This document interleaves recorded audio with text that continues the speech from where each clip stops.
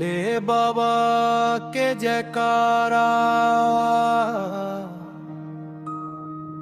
गूंजे चारों ओरी,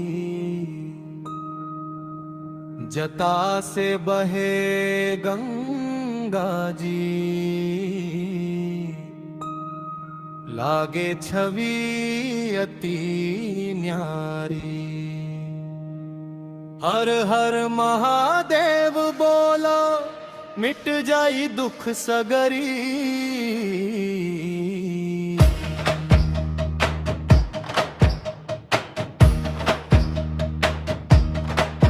भोले बाबा के जयकारा गूंजे चारों ओरी, माथे चंदा चमके बाबा, गले सर्प के माला, डमरू के धुन सुन के नाचे जग के हर मत वाला।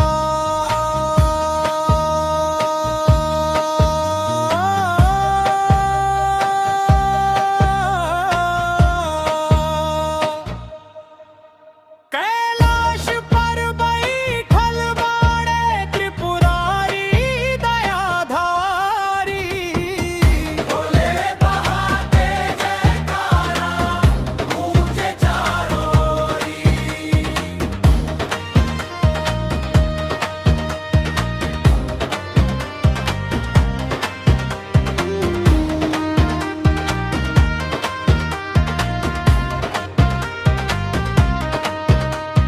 बेलपत्र और धतूरा चढ़े, भक्तन के अरज सुने, एक बेर जे नाम पुकारे, ओकरे संकट चुने। कृपा बरसावे भोले शंकर, भरे झोली खाली। भोले बाबा के जयकारा गूंजे चारों ओरी।